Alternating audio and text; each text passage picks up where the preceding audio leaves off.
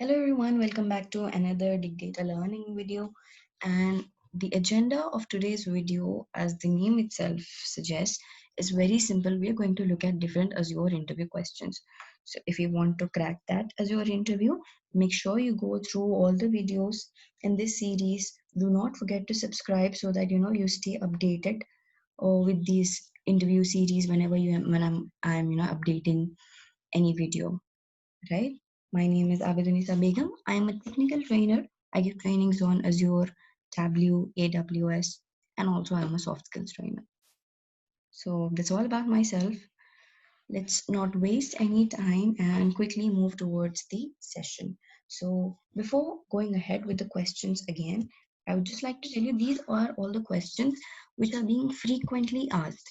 So, as most of the people, they have updated, or the Azure experts have they have updated, these are the most frequently asked questions, right? Now let's start with our first question, that is, what is Azure Cloud Service? So before that, you should know what is a cloud service role. So cloud service role is comprised of application, files, and configuration. Now by creating a cloud service, you can deploy a multi-tier web application in Azure, and defining multiple roles to distribute processing and allow flexible scaling of your application. A cloud service consists of one or more web roles, or worker roles. So each has its own application files and configurations. So Azure websites and virtual machines, they enable web applications on Azure.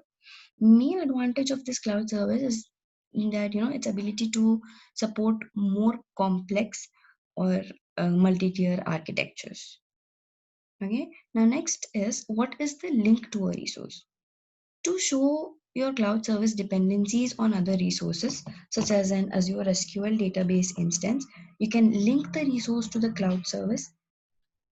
And in the preview management portal, what you can do, you can view linked resources on the linked resource page, view their status on the dashboard, and you can scale a linked SQL database instance along with the service roles on the scale page. Linking a source in this sense does not connect to the resource to application. You must configure the connections in the application code, right?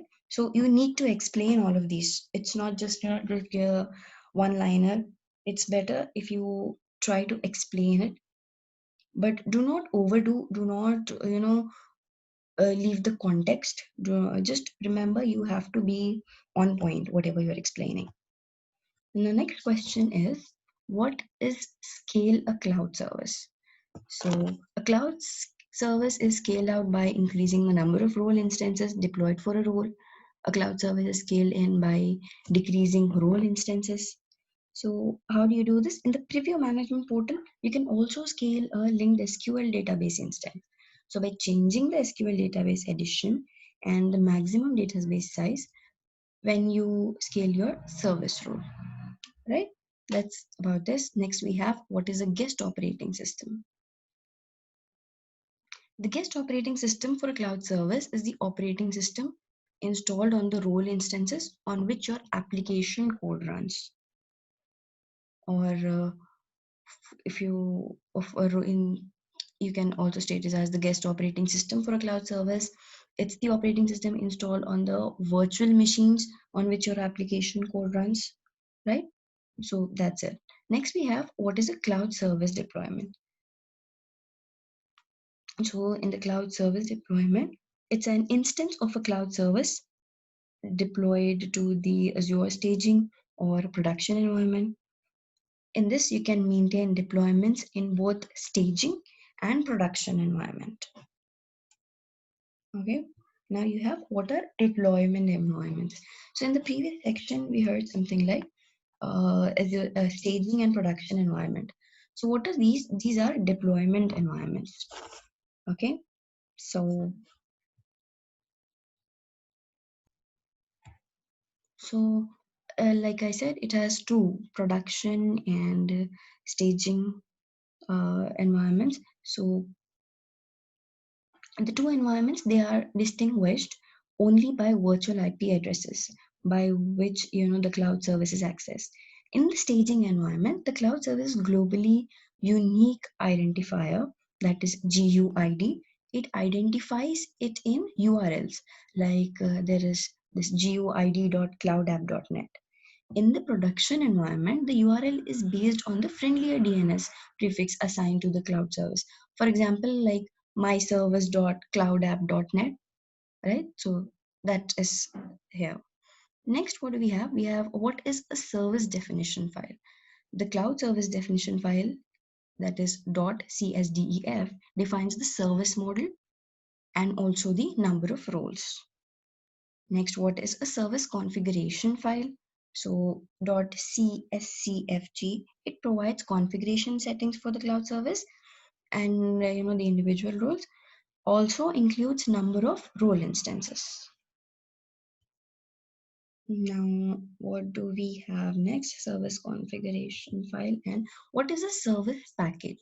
So the service package, or .cspkg, it contains the application code and service definition file.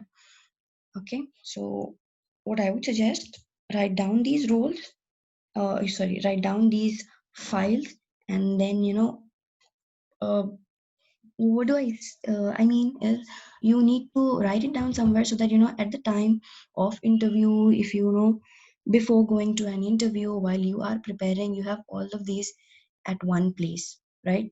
So that is the reason I am just suggesting that.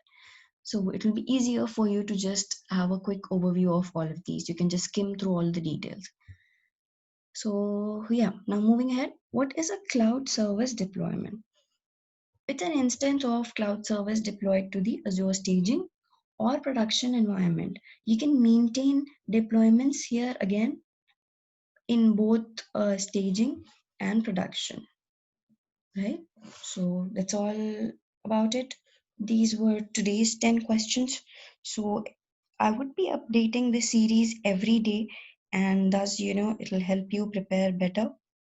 So that's about it. Thank you very much. If you have any more suggestions, any feedbacks for me, do not forget to comment and let me know. And like I said, also do not forget to subscribe, so you'll be updated with each and every video, and you have more questions to prepare on, more frequently asked questions to prepare on. Thank you very much. Goodbye till the next session. Happy learning.